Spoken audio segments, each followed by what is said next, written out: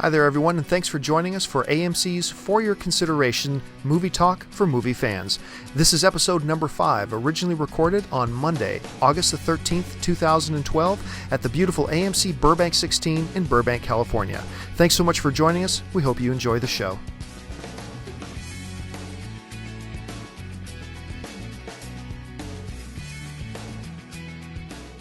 Greetings, salutations, everybody. Welcome to this installment of AMC's For Your Consideration Movie Talk for Movie Fans, where we sit around here and we talk about, of all things, movies. As always, I'm your host. My name is John Campy. I'm the senior editor of AMC Movie News. And sitting to my immediate right, he is a regular panelist here now, an analyst for us here from JoeBlow.com, a film critic. He's known around the interwebs as Jimmy O. James Oster. James, thanks a lot for being here. Thank you so much. And of course, to his right, she is the associate editor here at AMC Movie News, Miss Roth Cornett. Roth? Hello. Thank you guys so much for taking the time to join us today as we sit around here and talk about a lot of film stuff, a lot of film-related news and everything that's going on. Hey, listen, if you're joining us live in the chat board right now, and in case you didn't know, we do this show live every Monday and Thursday at 2 p.m. Eastern Standard Time, 11 a.m. Pacific Standard Time. If you're joining us live right now and you're watching this on the Ustream page, make sure you jump into the chat board. You can see right beside the player, the social stream chat, where Ryan, who's back there at the table, he's keeping his eye on the chat board right now. He'll be interacting with you. We're keeping our eye on your comments. And if you have really interesting comments or questions that you would like us to bring up a little bit later in the show, just drop them in the chat board. Ryan's going to be watching that chat board, and he will bring them up for us to answer at the end of the show. And listen, if you want to make sure you watch this show later, let's say you can only watch a little bit of it live, you don't want to watch it later, make sure you subscribe to AMC Theaters' YouTube channel at youtube.com/AMC Theaters, and you can find all of the For Your Consideration episodes there. With that being said, we're going to jump into it here without wasting too much time. This weekend is a really interesting weekend for film in that basically all of the films opening are ones that I'm happy about and excited about. And there's so many movies that come out that does not happen all the time. But I'm actually legitimately kind of looking forward to all the films that are opening up this weekend. So we're going to talk about, right now, 3 in particular. We're going to talk about Expendables 2. We're going to talk about Timothy Green. And we're going to talk about ParaNorman. Now, we got on Facebook. In case you don't follow us, you should follow us on Facebook. You can go to facebook.com/AMC Theaters. And this morning we put up a post asking you guys, which of these films are you really looking forward to seeing this weekend? And you guys gave us some feedback, and I know we've got a few of your feedback ready to go. So, Ryan, what were people on our Facebook page saying they're looking forward to this weekend? So, from Facebook, we have Jackie Clark, who's saying all of the above. Stephanie Rodriguez, Expendables 2, my husband can't wait for this movie to come out. Tommy Williams says, I'm seeing all 3, but out of the 3, I'm most excited to see Expendables the most. That's pretty bold. And on Expendables 2, we have Matt McCoy, Dennis Freeman, Laurie Wheeler, Anne Marie, Ben Simmons, Logan Miller. Everyone saying Expendables 2. So Expendables 2 seems to be the big one, which is, and we're going to start with Expendables 2, which is odd because, as I was mentioning previously, I was one of these guys who, I liked the first Expendables. I did not really like it, and I did not love it at all. It seemed to be a film to me that had some identity crisis of what it wanted to be. It wanted to be stupid, fun action, but then, it has this Mickey Rourke trying to win an Oscar kind of moment with this big, deep, dark... I feel like maybe he should have won it for that. That was pretty amazing maybe. stuff. It just didn't belong in that movie. No, right? Yeah. Another nomination. Come on, seriously. I mean, it just didn't feel like a film that knew what it wanted to be or knew where it was going. So I wasn't quite sure how to feel about an Expendables 2. But Jimmy, you and I saw Expendables 2. Should people be looking forward to seeing it? What did you think of it? Let's start with you. Absolutely. The what you say is correct. I liked Expendables 1. I thought it was fun. I enjoyed it, yes, with flaws and all. But Expendables 2 is exactly what you wanted Expendables to be. It's tongue in cheek. It's wild. It's the explosions are crazy. It is R-rated. There is no PG-13. And make no mistake about it. This is an R-rated film. And you have all these. I mean, Chuck Norris is ridiculously bad, but in a good way. You're just like. But he was exactly what he should have been. Yes. That's the thing. Yeah. And they found the most amazing Chuck Norris quote ever. It's going to come out of the Expendables 2, I tell you. This is the one that people will quote. The thing for me, what makes it, and I'm with you, I had so much fun watching the Expendables 2. And here was the big key difference. You pretty much figure out right away in the film, this one is not going to take itself seriously. No, At not at all. And it feels like there's this slide, and by slide you think negatively, but I mean positively. It feels like there's a slide in the movie where it descends more and more and more into realizing, look, we are not a serious movie, folks. We are not a serious movie, and it kind of gets sillier and sillier, but in the exact right way. To the point, I think I mentioned this to you when we came out of the theater, I'm not sure, but to the point where by the time you get near the end of the movie, Expendables 2 almost feels like a parody. It like a Hot Shots Part 2 or an Airplane 2 or something. It almost feels like a parody, but it felt right. Yes. When you're watching it and they start descending into all this stuff. I mean, look, you can't have Arnold Schwarzenegger bust through a door and go, I'll be back, or I'm back, or whatever. You can't have him do that and pretend to take yourself seriously. You just can't. So what did they do in Expendables 2? They embraced it. They wrapped their arms around it, shoved their tongue down its throat, and said, I love this, and this is what we're going to be. And the whole audience that you and I were with, we all seem to embrace that too. We're like, yeah, this is the direction you should be going. But don't get me wrong, it's not like this is a slapstick comedy. No, there's not at all. action in this film. Talk a little bit about the action that we saw. The action is what you want it to be. I mean, you're talking Stallone, you're talking Chuck Norris, you're talking Schwarzenegger. You don't want pretty, just you want heads being blown off. You want it all, and you get it here. It is just I lost count of how many heads go flying In off. the first 10 minutes, Yes, you lose track. yes. You're and the fact that And that's literal. literal, yes, literal. This is not just and the gunshot. Oh, and my favorite scene without giving too much away, it involves Statham in a church. Oh, that scene was fantastic. Brilliant. No, the best scene involves Dolph Lundgren in a cave. They take something from his real life, and Gunnar becomes the star of the show for me. in Dolph that did moment. steal the movie. He stole did. the movie. The interesting, and when I was talking to Dolph Lundgren about it, I said, it feels like out of all the characters in the film, the one character that we actually get to know a lot more, is Gunnar. And it's like, yeah. And he's the exact right kind of crazy for this movie. Like, this is just, it's so funny. And it is ridiculous. And it doesn't take it itself serious. Jen Yamato said, I think on the first podcast, if you're asking if the Expendables is cheesy, you're not doing it right. Yeah. Yeah. And they weren't doing it right initially. Now they did it right. It is unabashedly ridiculous, like completely almost not a movie, but it doesn't matter because it's just there to be fun and explosive and ridiculous. And Dolph is my favorite character. Gunner's to me the best character in the movie because he's insane. Look at it this way. Expendables 1 is for the hardcore fans, the people that just love that stuff. They thrive on it. It's flawed. We don't care. Expendables 2 is for everybody. If you like action, if you want it, and it has Charisma Carpenter. I love her. I don't know why she's not in more stuff. I've never understood why after Angel was done, why she didn't take off. I really thought she would. I know. I want to see her in every movie from now on. So there you go. And let's talk for a second about Chuck Norris. Yes.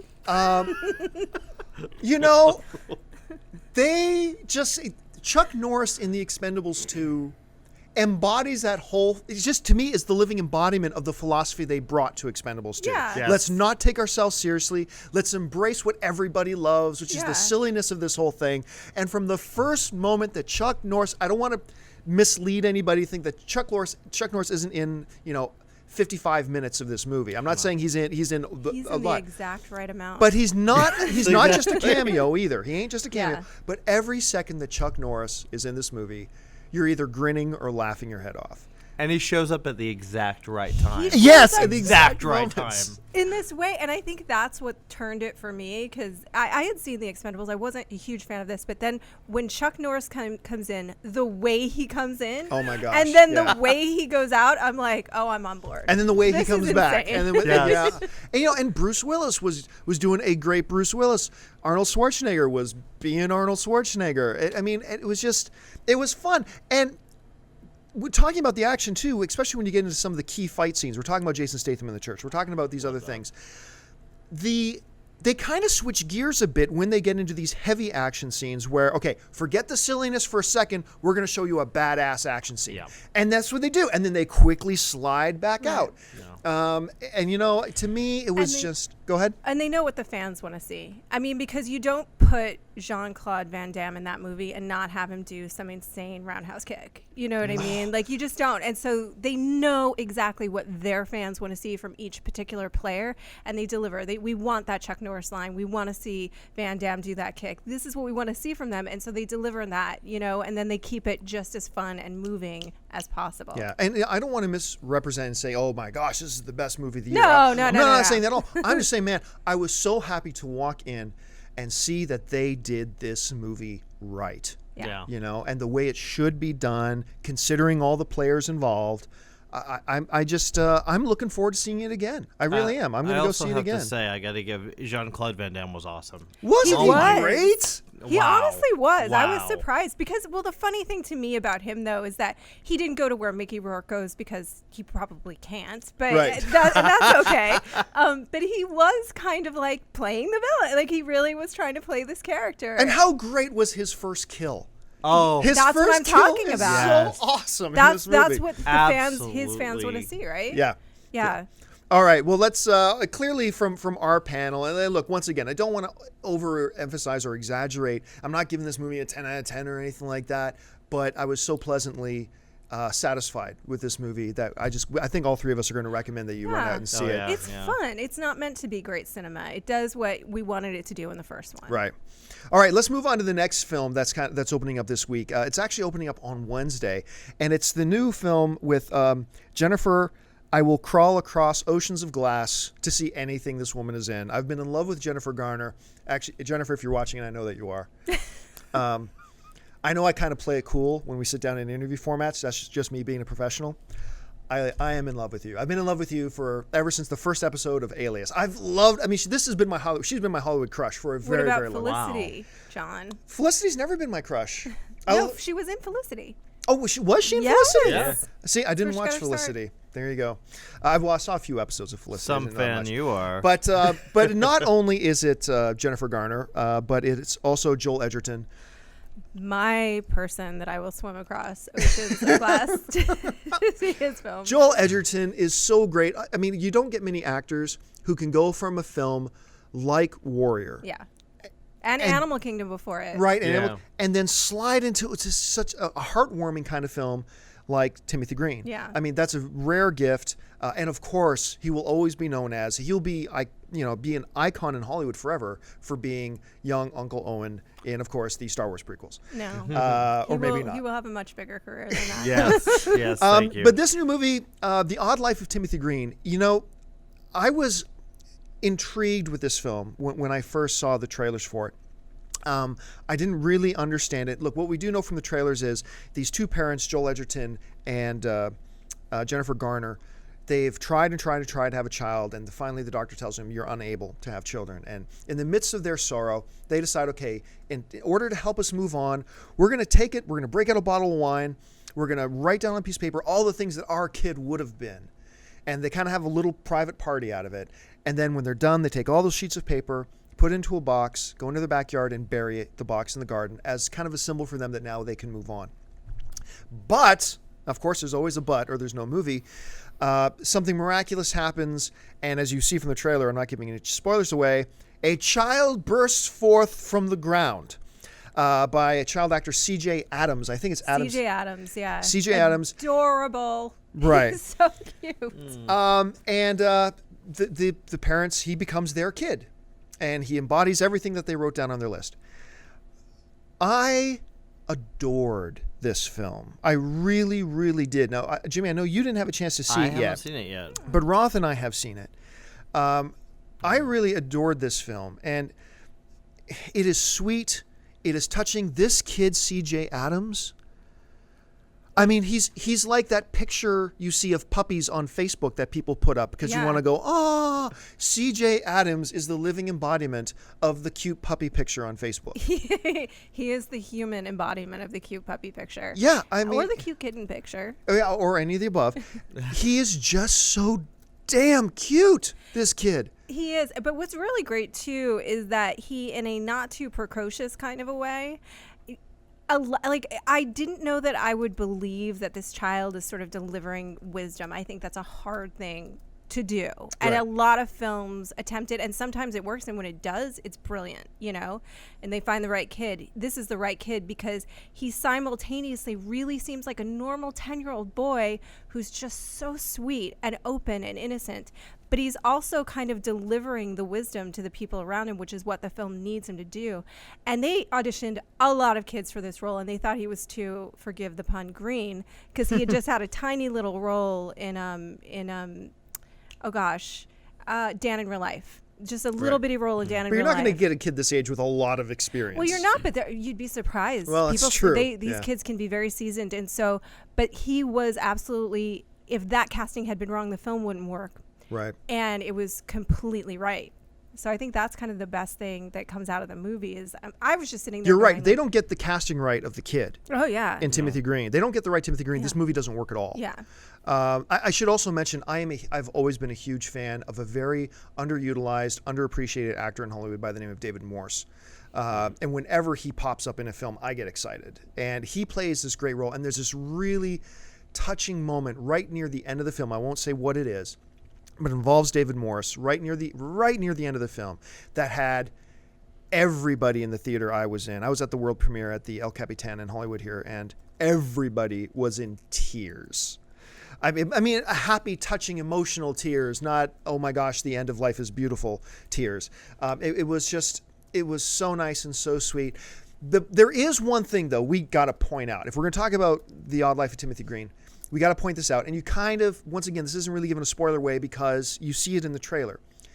The film pretty much comes right out and asks you right off the bat, as an audience member, we need you to suspend a massive amount of disbelief on this issue in order for us to move forward. And of course, that issue, which I thought about before seeing the movie, is how do these people explain where this child came from? Right. And then there's a secondary explanation that comes later that's almost even harder to reconcile. You know? But it's like right at the beginning, you hear in the trailer, Jennifer Garner says in one of the versions of the trailer, first, you got to understand this might be hard for you to believe. To me, that was kind of like the movie asking us as the audience, look, we understand we're taking a huge logic leap here. We just need you to come along for the ride with us. Just suspend your disbelief on this big elephant in the room and come along with us.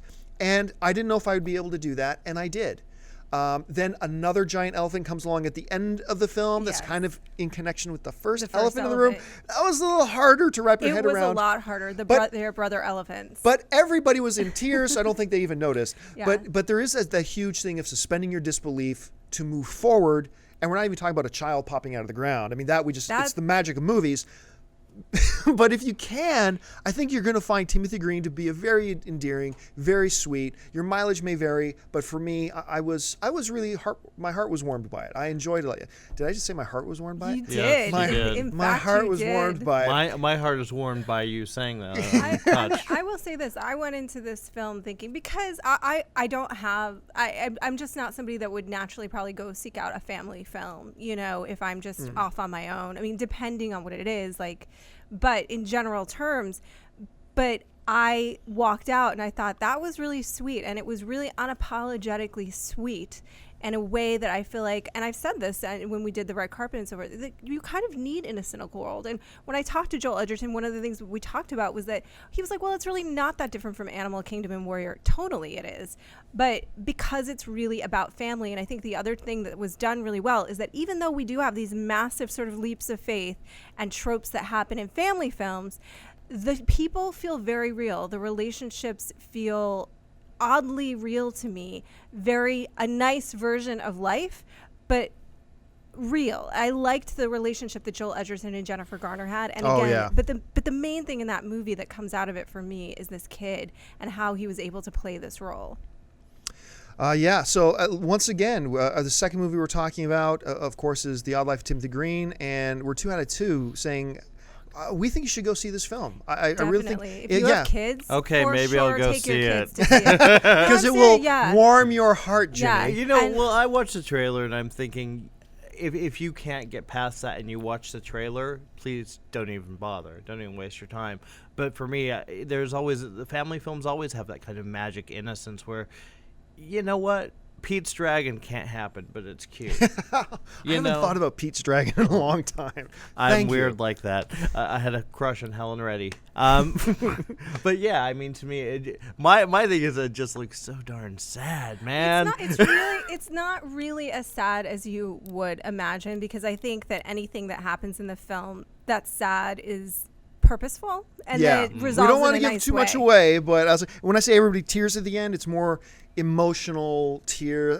I don't want to give too much away. And Let's kids move will on. Like it. Fine, I'll go see it. Yeah, kids will like it. I think adults will like it. I think it's worth seeing. Moving on to the third film that's also opening up this weekend is one that I've been chastised for because I have not put it on my top 10 films to look forward to in 2012. But is the new stop motion animated, correct? It is. Yes. Stop motion animated film ParaNorman. And only one of us at this table has seen it.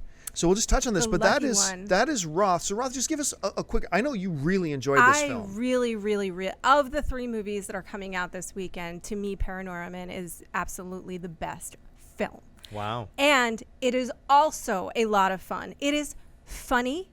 It has everything. I mean, I know I'm gushing a bit here, but at the end of the year, things will shake up how they do. But this is one of my favorite films of this summer. And maybe this year. It is funny, it's charming, it's unique, it is incredibly beautiful visually. The characters are rich. It turns on itself. It plays with the horror tropes, but not in a way that we've seen done over and over again. All of it is there to support the story, which is a very unique story. It goes to a dark place, but it resolves in a gorgeous way, and it manages to tread the line between the dark and the light, that it will still work for kids and it will reach adults on a very deep level. This is the kind of movie that you can watch when you're a kid and watch later and again and again and again, like The Dark Crystal, and get more and more and more out of it as you mature. Because fundamentally what the movie is about, in my opinion, is basically fear. It takes the horror tropes, it plays with the idea of fear, and it turns that fear on itself and explores all of the bad decisions that we all make because we're basing them on fear and many different kinds of fears. It's really good. I mean, it's really, really a good movie. Well, talking to families out there, what age do you think kids would like it? That's a really good question, and I thought about that. I really think it depends on the kid, and parents will know their own kid, because the truth is, toward the end of the movie particularly, there's something that's revealed that is really heartbreaking and really scary, but beautiful. And I think if your kid has the emotional maturity to take it, they should. Maybe you could go with a 7-year-old kid. Yeah. You know what I mean? If they have that emotional maturity, but it could scare a young kid. It could go in that direction. But I would love to take my kid to this movie if I thought they could handle it and talk to them about the themes. Love. I'm taking mine on Thursday, so I can't wait. You can take Xander for sure. Xander he loves that stuff. Yeah. All right, then. So there's 3. Now, there was a film that we haven't talked about because I haven't seen it. I don't know if any of you guys have seen it, and that is the new film Sparkle. So Roth hasn't seen it. I haven't seen it. Jimmy, you have not seen it, so we can't talk about it. But that's why, if you're wondering, hey, why haven't they mentioned Sparkle? Well, that's why. And we can't really discuss a film we haven't seen.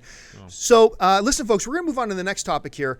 So once again, Expendables 2, apparently ParaNorman, Odd Life of Timothy Green. Sounds like a win-win. Yeah, you're good either way. Whatever you decide to go to see this weekend. Listen, we're going to get into the next topic here, which we're going to be talking a little bit about Red Dawn. But before we get into it, I want to remind you, if you're watching us live and in the chat board, start throwing your questions and your topics in to the chat board because Ryan is over there. He is collecting your questions, and we're going to be dedicating a chunk of the show a little bit later on to just addressing the stuff you want to bring up, that you want to have us talk about.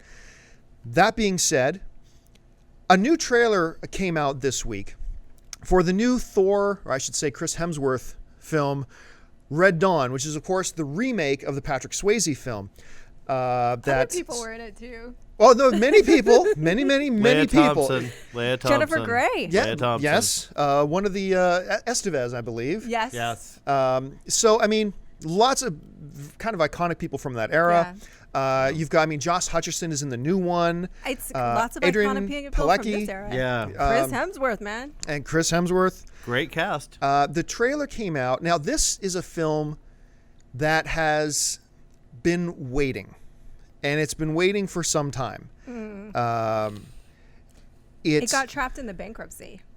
It got shelved during the MGM, the financial crisis. Oh, yeah, right. Yeah. And then there was some questions about what's the best time for us to do this. And then they changed the nationality of the villain. Well, yeah, originally the villain when they originally wrote the script, and they were, I don't know if they already got into shoot. Dennis, I think Dennis. They shot it.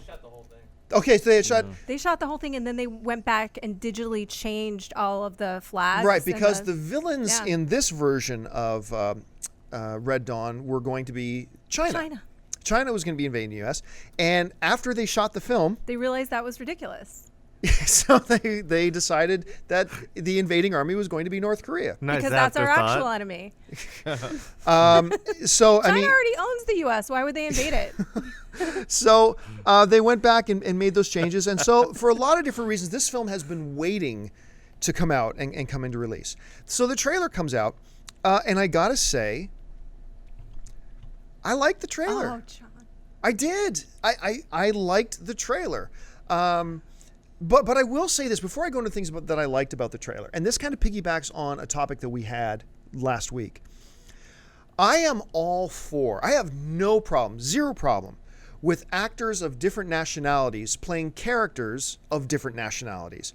Because, I don't care if an Englishman plays an Argentinian. I don't care if an American plays a Scottish guy. I don't care. I don't care. Because every time an actor steps in front of the camera, he is playing somebody he's not. That's what acting is. The actor is pretending to be something that he is not. So why should we care if a British guy is playing an American guy? I don't care. As long as it comes across well and okay. That being said, one of the things that pulled me out of the trailer a bit, as I'm watching the trailer, that kept pulling me out of the trailer was, look, and if you've heard me talk about Thor, I really dig Chris Hemsworth. I think he's great. I enjoy talking with him when I get the opportunity to. I actually really liked him. I thought he was the best part of Snow White and the Huntsman. He was. I really like him in that movie. Absolutely. I think he's got a really great career ahead of him. It should always be with his shirt off, though. And apparently should always be with his shirt off. But I'm going to say this. It did pull me out a little bit watching the trailer and seeing that this is a rah-rah USA movie, which we got to have every once in a while. Mm-hmm. A rah-rah USA movie, and hearing Chris Hemsworth talk about this is our home and waving the American flag and distinctly hearing his Australian accent coming through it. Like, if that's going to happen, if you're going to look, like I said, I have no problem with different people playing different nationalities, what they really are. But like, if you're going to have Captain America, you should probably not have Mr. Bean play him. I'm just saying. And watching this that might rah-rah, be interesting, actually, yeah. patriotism kind of film with this stuff going on, and distinctly, you can just tell he's fighting that accent and losing the fight sometimes. Well, because he shot this a long time ago. Yes, people got to remember that this is a long time ago. How many years ago was it? Like 4 years ago? 4 years 3 or 4 years ago that they shot this. Because it was shelved for a really long time.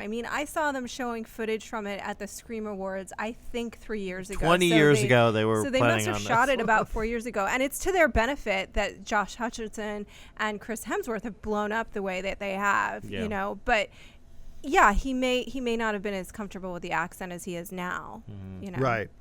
Which made, I think, just a very odd. I love Chris. He's going to be awesome. I'll see anything Chris is in. I just think it was an odd casting choice to put a guy with a really distinct Australian accent who was having a hard time with it into this patriotic kind of, like flag waving. I think this is the thing about Red Dawn to me.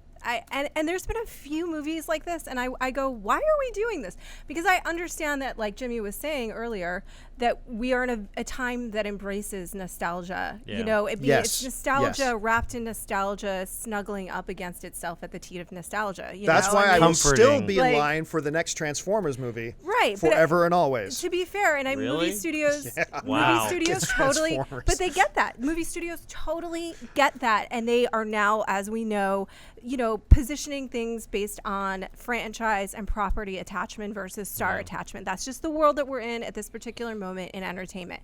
However, you cannot dip back into a political moment in time. So when Salt came out, and it was because she was a Russian I was like, what are you talking about? This isn't even, they Yeah. want to do what? This is not even in their own economic interest to do that. And I felt the same, when Red Dawn came out, we were still in Cold War fever. Right, We yeah. still, that was Yeah. a real thing in our world that existed, and that was real. It could have come to war. It didn't, but it could have come to war between Russia and USSR and the United States. It could have. It didn't. Why would China invade the United States? They literally own half of it. It doesn't make any sense at all economically. We are too bound together economically. And so then they switch it to North Korea after the fact? Okay, but couldn't an argument be made here?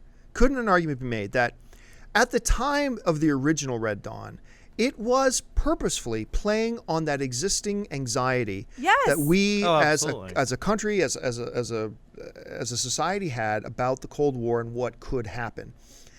I don't get any sense from this incarnation of Red Dawn that it is trying to play on that same fear. I don't get the sense that, hey, this is built upon our pre-existing anxieties of the North Koreans invading us. To me, it's like any other movie. It's like, okay, we're stepping into a world of fantasy here. Here's a scenario. Average kids in a small town, an invading army come. Irrelevant as to what the army is, but an invading army comes, and now we're just in for it. It seems like this movie is more about a badass, or wants to be, whether it accomplishes it or not is yet to be seen, but it wants to be a badass, fun action film, not really playing on the socio-political environment of the time. Because a badass, fun action film that does play on the socio-political environment of the time and taps into the real psyche, cultural psyche that's happening, is the one that we respond to more. Because it's I don't know. I visceral. responded pretty well to Expendables 2. Well, that's a I mean, but that's a different thing. but so it's That's just a that's what I'm different saying. thing. I feel like this particular That's Red not gonna Dawn be is a funny. different thing from the original Red. I feel like they're trying to make a completely different movie just with the same kind of premise to set it up and set things in motion. That's the feeling I get from But it. do you think it's going to be fun like The Expendables, or do you think it's going to be taking itself quite seriously? If I had to just base it on the trailer, I don't think, look, taking itself really seriously and parody are, I mean, it's not either or. There is some middle ground there. I do believe it's going to lean more this way of fun. I don't think it's going to try to be a drama action film. I think it's just going to be a quote unquote summer, even though it's not really summer season anymore. It's going to be a summer action film film. that I mean- doesn't try to be sociopolitically relevant or serious. Yeah. They're bringing in socio-political elements to it. I think and still- they're I think you're overthinking it. It really I mean, it's is. not like I think it's Red Dawn was a just- classic, by the The way. reason why it's coming out is because they wanted to. They're grabbing at the video store. They're seeing what hasn't been touched. They made it. Hey, let's do Red Dawn. That was popular. Kids will like it, and they grab some hot talent who are and now they're releasing it when these talent are huge. This is purely money. I mean, It's- this is you great can't for them. Even think about and it You would have been can't even better for them. think Okay, about it. obviously, because Hemsworth is big right now. Yeah. So let's release when Hemsworth is big. Yeah. Josh Hutcherson's coming off Hunger Games. Yep. He's big. And they were supposed to have a just coming off G.I. Joe 2, Adrian Pilecki, who was Right. supposed to be just coming off G.I. Joe 2 until they bumped it back a year. Yeah. Yeah. So, you know what? I got to say, I like the cast. Good cast. I like Josh Hutcherson. I do too. So He's awesome, He's right? awesome. He's Like, great. I He's- like Chris Hemsworth. I like Josh Hutcherson. I don't like them dipping back to something that doesn't make sense anymore. It doesn't make sense anymore for the time that we're in. Come up with something for this time. Look, even if you dip back into the past, why did people love Inglourious Bastards? Because it was satisfying to live out your own Nazi revenge fantasy. It feels good. It feels good. but once again, I mean, They did fix it. They changed the flags. Come on. yeah, they did a lot. I mean, and that, I mean, yeah, I mean, you bring up Inglourious Bastards. I mean, they changed a lot. Yeah. They changed a lot. That of that wasn't movie. true. Yeah, wait a minute, that's not really how World War II ended? But What? they were Yeah. because they embraced the fantasy. Don't you wish this is what would have happened? It says Well, maybe. wouldn't have been awesome. But once again, But that was you enter Quentin into the world. Tarantino, man. I mean, this is not Quentin Fair Tarantino enough. directing Red Dawn. But you're entering in Inglourious Bastards. You're entering into a world where the filmmakers, Quentin Tarantino in particular, is asking you to suspend disbelief and say, okay, look, just forget real history for a second. Let's have some fun. And he goes into this world and makes it satisfying, makes it visceral, and makes it in doing so he makes it fun. And I think we have to at least be willing to give. And I know I like I said, I thought the trailer was kind of fun. We have to be willing to go into Red Dawn, giving it that same kind of breath to work in as we were with Inglourious Bastards. Okay, fine. This isn't the real world we live in. These aren't the real socio-political issues that we're facing today, nor the anxieties we're facing today. But okay, I'll come in, give you the benefit of the doubt. Now entertain me for an hour and a half or 2 hours. Maybe it'll be terrible. Maybe it'll be great.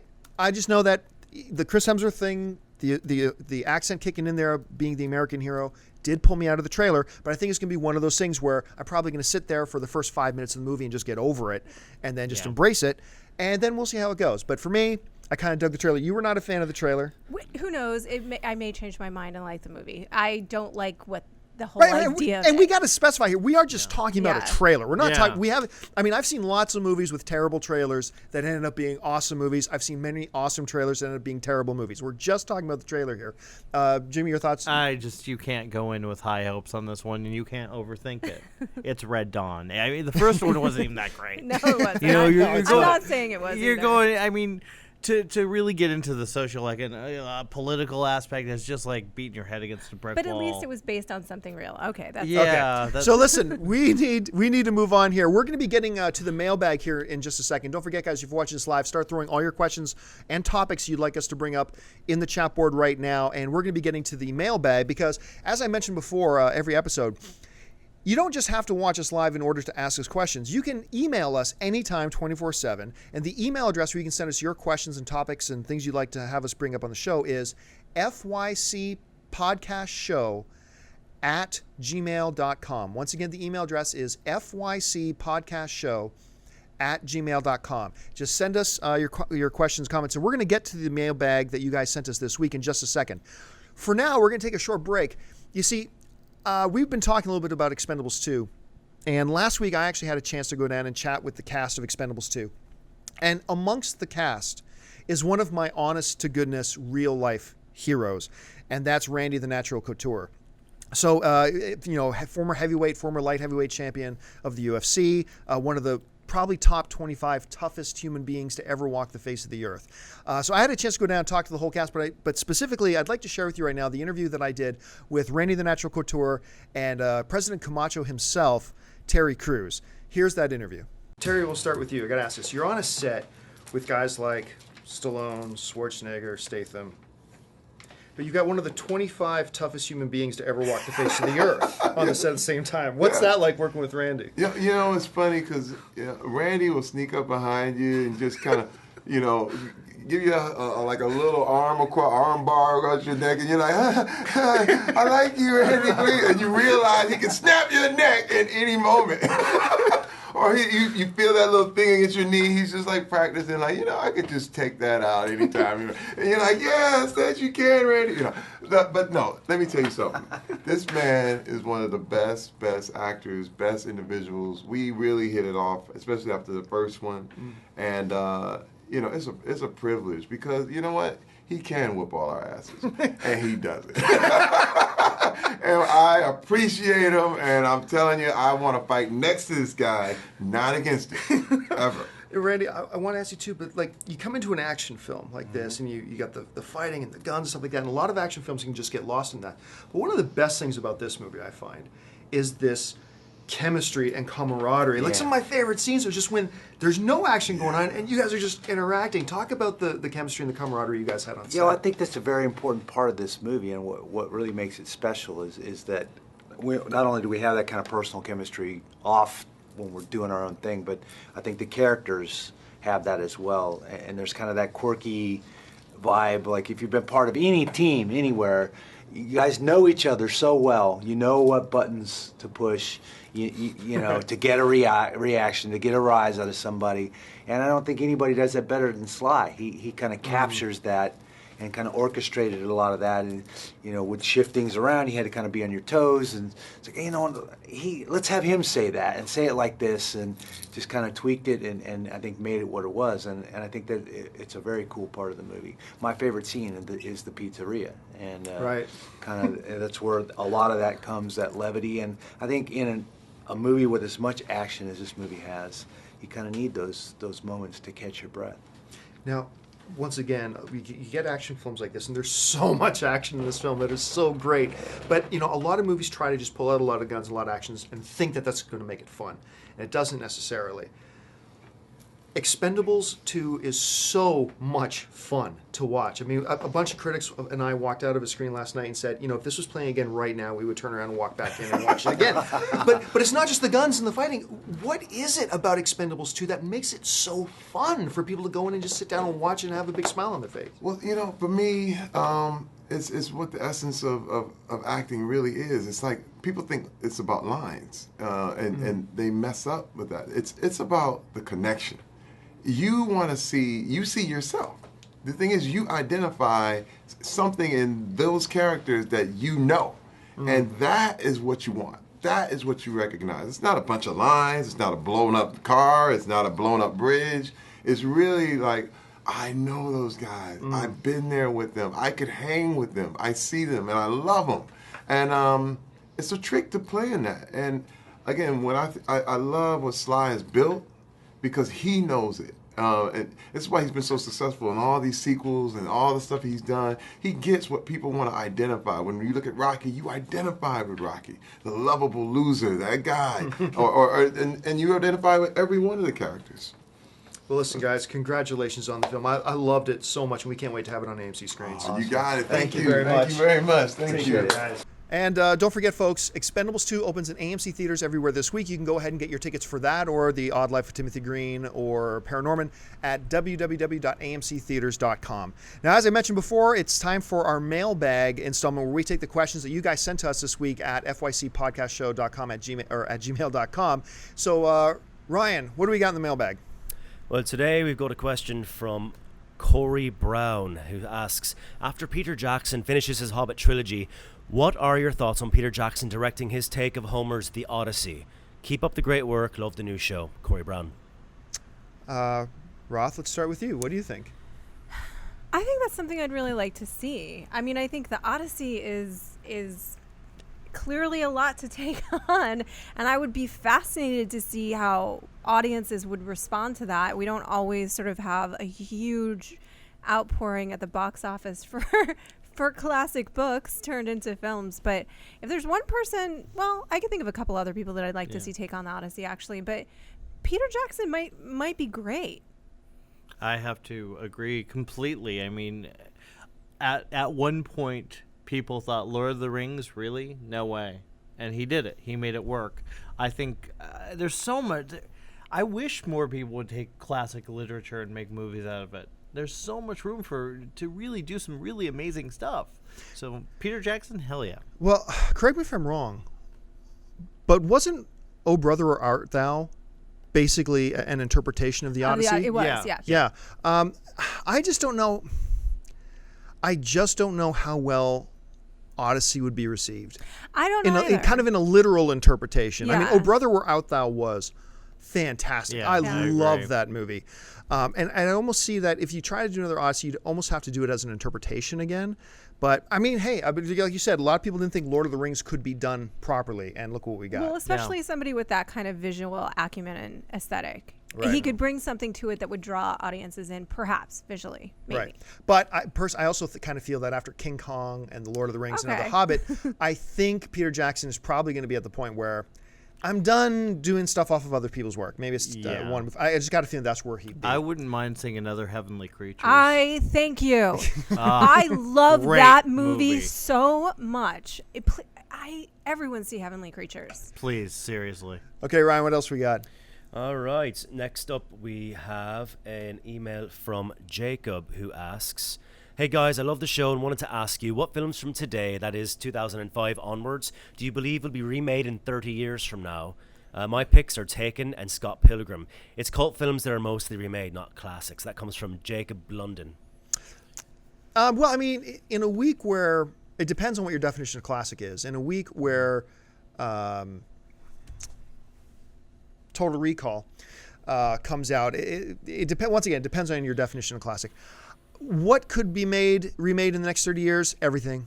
Yeah. I mean, I don't think everything. Off limits. Nothing is off limits. Nothing other than maybe complete box office disaster films. But just about everything is, and I'm not just being facetious, and I'm not just trying to gloss over the question. I would be shocked if you showed me any movie with any degree of reasonable success that wasn't remade by the time I was 60.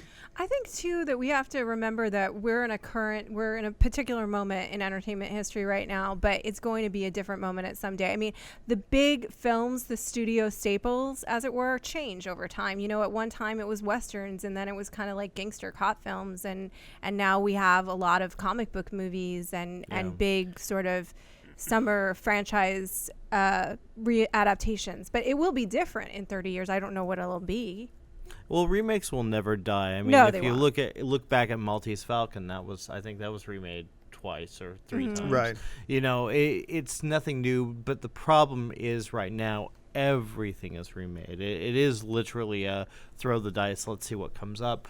However, today, I think you're right on. I mean, everything can be remade, whether good or bad.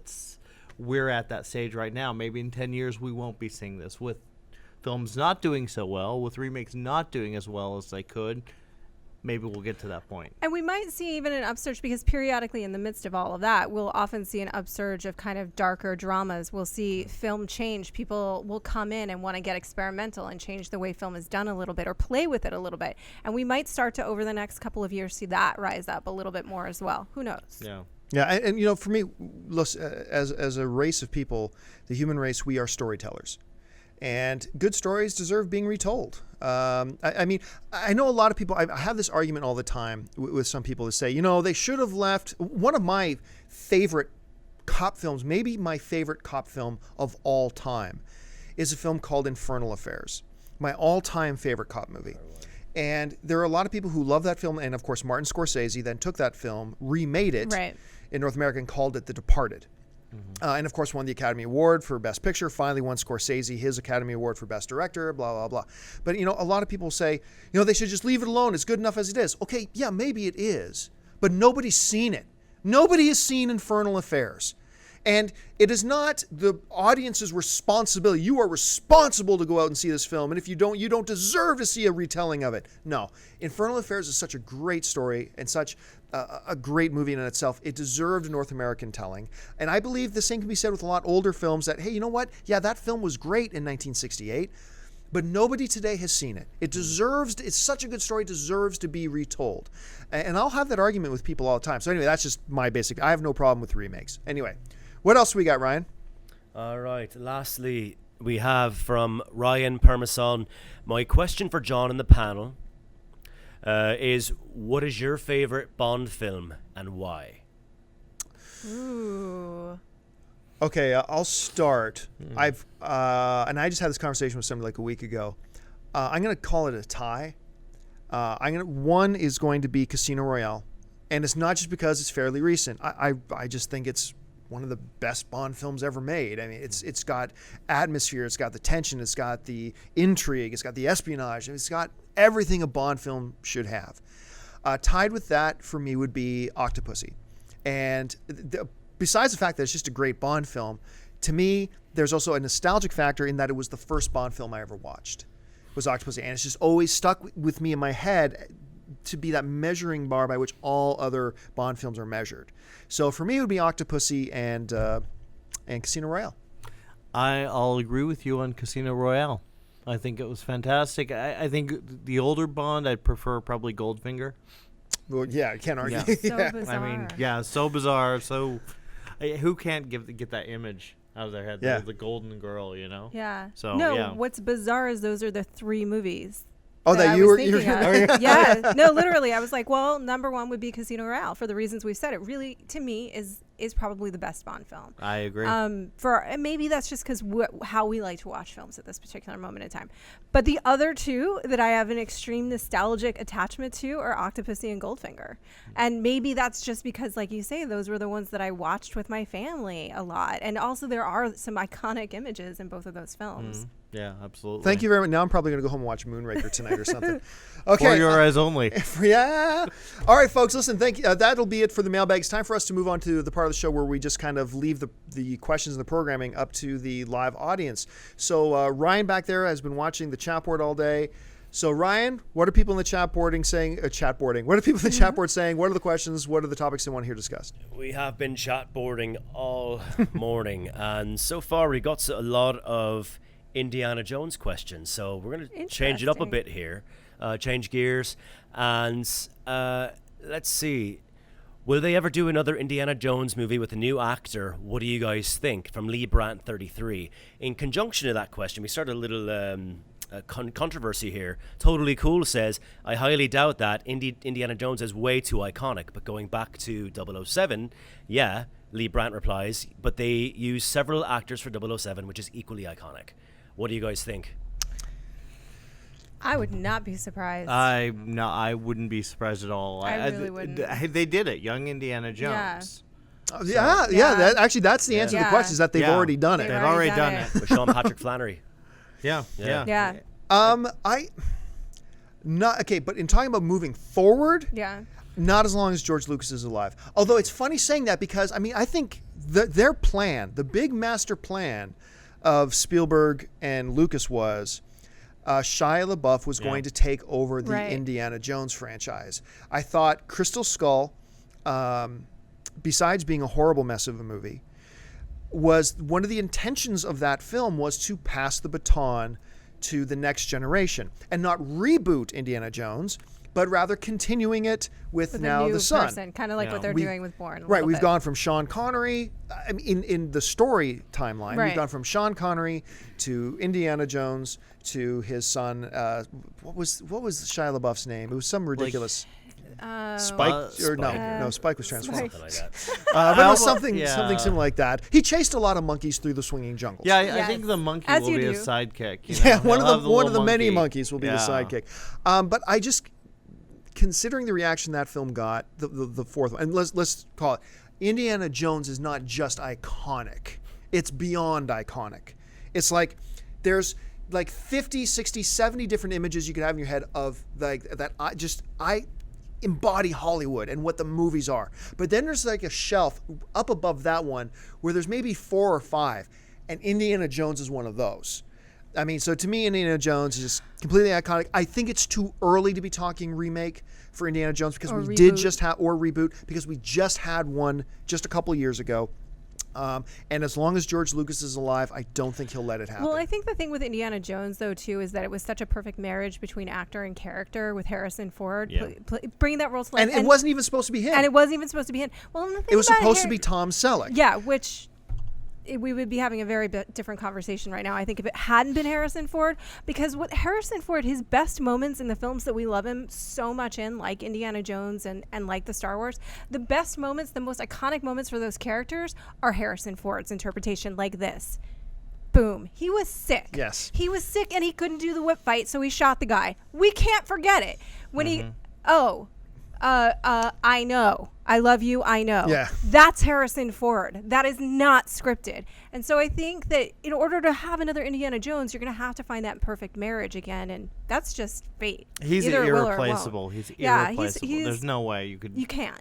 No, they may try. I think they might. I think they very well might try it, but why bother? Yeah, like I said, I just can't see it happening. But if it did, I think it would be Shia LaBeouf or another won't actor do taking over Shia LaBeouf's Yeah. I don't role. think he would Shia do would it. not I don't do think it. he would He's do on it a either. different track. I think even he's kind of like, seriously, that was a mistake. It didn't work. Yeah, it didn't work. work. All right, what else we got, Ryan?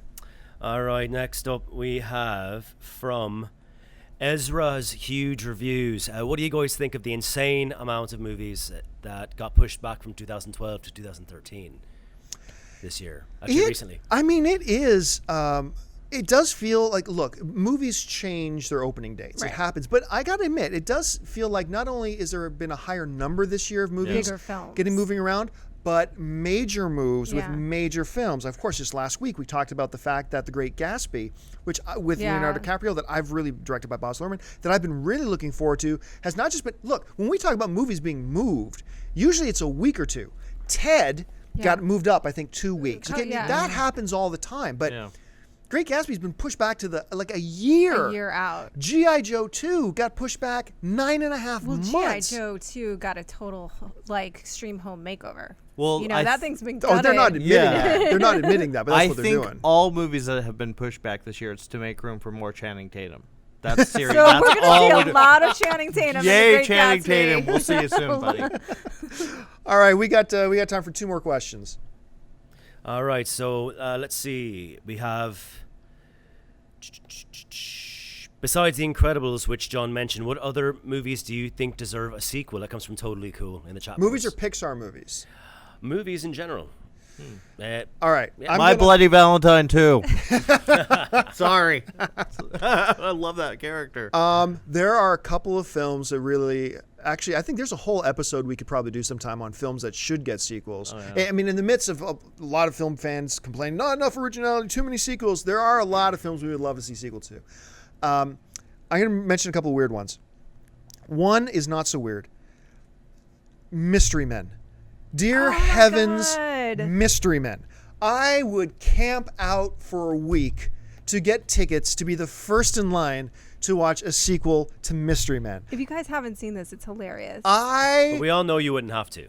Well, this is true. I won't have to. It's a pretty small movie for but a sequel. I mean, Ben Stiller, of course, as I'm thinking of Mystery Team. oh no, I'm thinking talking of Mystery I'm sorry, Men. I'm thinking of a Mystery very, Man. very Oh, is it Captain indie, Anger very, or- very No, hilarious Mr. movie Furious. called Furious. Mystery Team. So negate anything that I Mystery just Team said is very about different, Yeah. that being hilarious. And Mystery Team is hilarious. but completely inferior to Mystery Men. Okay. Yeah, I mean, you've got Hank Azaria as the Blue Raja, one of the greatest roles ever in the history of Hollywood. Who did Janine Garofalo play? The bowler. Yeah, the bowler. She played Yeah. the bowler. Then you had the invisible boy who could only turn invisible when nobody's watching him William H. Macy. as the shoveler. The shoveler. William H. Macy as the shoveler. This movie, and then the villains. Casanova Frankenstein as the main villain. The Disco Boys. I mean, this movie is so freaking good. And you got Tom Waite in the beginning of the film hanging out at senior citizens' homes to pick up on the ladies. This movie is so classic. And no one's ever done. They never will do it, but I'd be in line. And the other one that I'm sure none of you have seen, and it's just because I was like probably 11 or 12 years old when I first saw it, and I loved it even though it's completely horrible, is Megaforce. I would watch a Megaforce 2. Life is like a circle. No, life is like a wheel. It all comes around. So those are movie. I want to see the Mystery Men, and I want to see a sequel to Megaforce. What do you got, Jimmy? I've got again My Bloody Valentine. Patrick Lussier, Todd Farmer. They created one of. See, I love the original. Dude, a miner with a pickaxe coming at you is scary as you know what. I mean, this guy was. Just one of my favorite villains as a kid, and I couldn't believe they made a good remake, and the 3D was awesome. It was one of those rare Yeah. slasher flicks that just worked on every level. Hey, maybe I'm crazy. I love that movie. Yeah. What about you, Ralph? What sequels do you like to see? I don't have anything off the top of my head. I really don't. And it's not because I'm totally opposed to sequels. I'm not. But I just think that off the top of my head, I don't have anything that I particularly am like, gotta see that. Just say My Bloody Valentine. My Bloody Valentine. Yeah, shit's Yeah. Greg Kinnear as Captain Amazing. I mean, come on. You've got us. Mystery Men, please, heavens, please. Wait, I do have to tell you, John, we got a tweet. Okay, what's the tweet say? John Campia, when you're allowed, please let me know your thoughts on Cosmopolis. He hasn't seen it. Very curious, J. Rusty, too, if you could. I would love to. Hashtag Strange is right. And I cannot wait to talk about this movie, but we're embargoed right now. Can't but, talk. but now it's officially on the docket. John has to. We will make sure we do it. have Cosmopolis. All right, we got time for one more thing here, Ryan. What do we got? All right, last question of the day. I saved selfishly for myself. With Joss Whedon's new popularity, do you see Serenity 2 at some point? No. Oh, please. I wish. I No, wish. no, no, no, Yes. no, no. Whoa, whoa, whoa, whoa, whoa. Yep. No. Yes. No. Yes. No. Yes. I love Joss. Anyone that knows anything about me knows that. There is not a single episode of any piece of television that he's done that I have not seen. I freaking love Firefly. Serenity wrapped up that story so perfectly, so beautifully done, so absolutely satisfying. Why do we Because- need to go back to it? What about a series? What if they brought back as a series? I can't see them doing that. But here's why. I'd be more open to that. Because Firefly / Serenity was never about the narrative. It was about those characters. Yep. It was about the always characters, but the narrative played a big role in that movie. yeah, but it was almost a very episodic show many times where they just near the end of the all too short season, Oh, way only too season of short. Firefly, did they really start to get into what the real overarching story was. They only started to touch on it. And then Serenity kind of wrapped up what everything they were going to do in season 2, they wrapped up in one brilliant 2-hour film. I love Serenity. Yeah. Loved it. But the main thing about Serenity was never about. I mean, we didn't even know until the movie that the reason they were really after River was because she knew the existence of this planet. But that's what I'm saying. That's why they wrapped it up so beautiful. But what it the doesn't matter. Reavers That were. story's done. That story's story's done. But They could I move want to on. hang out with Mal more. I want to hang out with Jane bet. more. I want to hang out with. I With mean, well, Inara. we can't with the preacher anymore. But I Yeah. want to hang out with Inara more. I want to hang out with Kaylee more. I want to hang out with Doc and River more. More Summer Glau, please. I all I would be want. open more to a series than to another film because I think that film really stands on its own, and I don't know if you want to hang out with them more, then let's get them a series and we can watch. They them need on a new television. pilot. But once again, an Yeah. argument of get this whole concept of that the story is wrapped up, leave it alone. Look, Godfather, the end of that movie, done. Godfather was done at the end of that movie, perfectly finished, perfectly wrapped up. One of the best endings of any film in history. The door closing, the guys kissing the ring, done. No need for Godfather 2. And what do we get? One of the greatest films of all time in The Godfather 2. I'm not arguing. And you know the reason that you're bringing up The Godfather? And do you know the reason that everybody brings up The Godfather when the subject of sequels comes up? Because it's so freaking rare. No, look at the sequel Lord of the is Rings that films. good. Look Look at at Star Wars Expendables films. 2. Lord That's of all the I'm saying. Rings, Expendables no, 2. it's not Back a to the sequel. Future. Look Empire at X-Men Strikes 2. Back. Look at Spider-Man 2. that was Look at The Dark designed Knight. as a Look at series. look. No. We need another Serenity. That's all I'm saying. Okay, look, I want more. We have got to wrap this thing up. Thank you guys so much for taking the time to join. By all means, keep going in the chat board. Talk to each other about what you think about all this kind of stuff, whether it's sequels or Serenity or Expendables 2 or ParaNorman or whatever it is. Thank you so much for joining us. First of all, I want to thank my guests. First of all, Jimmy O, thank you so much for being It was here. fun. Don't forget to follow him on Twitter at Jimmy to the O, and make sure you go and check out his stuff at joeblow.com. Our associate editor of movie news around here at AMC, Miss Roth Cornett. Roth, thank you so much. AKA J-Ro. AKA J-Ro. And then there's me. And of course, Ryan back at the board. We got Dennis Dezen, who you can't see right now, sitting over there running the whole damn show. Thank you guys so much for being here. We really appreciate it. Don't forget, we'll be back again on Thursday, 2 p.m. Eastern Standard Time, 11 a.m. Pacific Standard Time. We look forward to seeing you guys then. Until next time, my name's John Campia.